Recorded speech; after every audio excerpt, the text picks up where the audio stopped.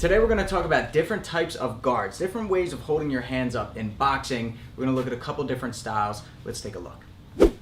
Okay, the first two types of guards that we're going to talk about are the most popular, and I think the reason why is because the most popular boxers in the world use them, Mike Tyson and Floyd Mayweather. So the first one is going to be the Philly shell, and then we'll talk about the peekaboo, and then we'll take a look at a couple others. But let's talk about the Philly shell first. The Philly shell, one of my favorite defensive guards to have. You're going to start in a wider stance per se, and you're going to use that lead hand to protect your body. Using your lead shoulder as a third mechanism, you're going to kind of keep your shoulder high so you can shoulder roll. Your right hand is going to be used to protect from lead hooks, nice and tight into that guard. Floyd uses this really smart and wisely to get his opponent to use their weapons, and then he'll counter off him every time with the right hand. Simply keeping that guard high and tight, he uses it as well as good footwork and timing to keep himself protected and to make his opponent miss. I also like that hand, that lead hand down low is perfect for the up jab, right? It's almost like the uppercut, and I don't see it coming. Great one right there.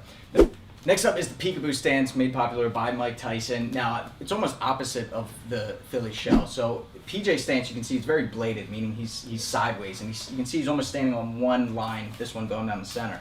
Mike Tyson was very squared with his peekaboo stance, meaning his hips and shoulders were facing his target. And the reason why he did that is so he could have equal power on both sides. He knocked people out with his left and with his right. Actually had a really powerful jab because he was loaded up and he could really turn his hips into this shot. Now, he would glue his fist to his cheeks, but you can't just stand upright and move forward as a pressure fighter. Why? Because I'm just going to walk into shots and get hit nonstop, right? So what he would do was keep his head off the center line. Constant motion, harder to hit. He would slip out to the right and left, and he would duck and roll and get underneath of shots so they can get into closer range and then start landing powerful hooks, uppercuts. That's the peekaboo stance. It's pressure fighting. It's keeping your head off the center line, keeping sort of a squared stance, moving forward, landing your power shots. This next style was made famous by Mexican boxing coach Nacho Barristan, and is it safe to say that this is Mexican style boxing? Nah. Maybe. Yeah. So Juan Manuel Marquez, even Triple G has a style like this. And what they do is they keep the rear hand in a very traditional spot, protecting the ribs, protecting the face, glued here, but the lead hand kind of has this rhythmic sway, which gives them good defense, right? Because it's like, which side do I go on? Do I go on the inside? And it's kind of just a constant motion throwing him off, and he doesn't know to go which angle of my arm to get on the inside.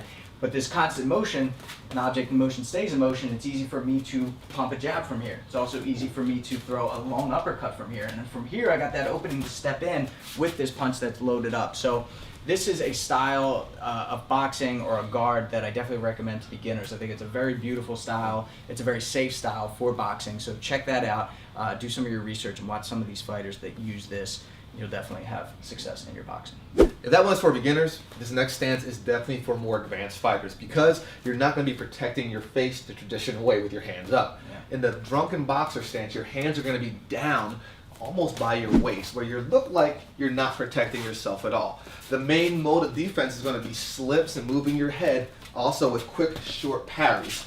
Now, the great thing about the drunken boxer stance is that I'm going to try to make my opponent overcommit. And when he overcommits, that's when I can land my shots if I want. If I get him out of his range by reaching towards my face, I can pull and land when I want, keeping my hands up nice and high.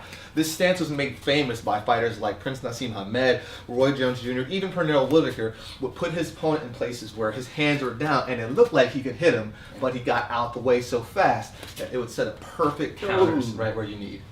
What I like about that too is it conserves a lot of energy too, right? This actually takes energy keeping our hands up, but when your hands are low, you save that energy, make your punches count. There you go, guys. A couple different ways holding your hands up or down in a fight.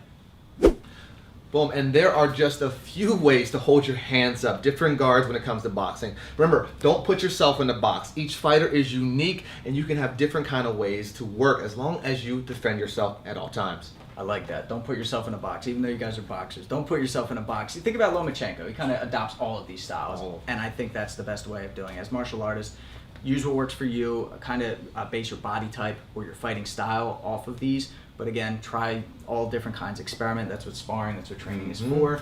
Don't experiment in the fight. Experiment in training. Guys, be sure to check out Coach PJ's channel. Link is in the description below. And subscribe to get the fight tips before your opponent does. Until then. I'm Shane. It's Coach PJ. Fight tips for the underdogs.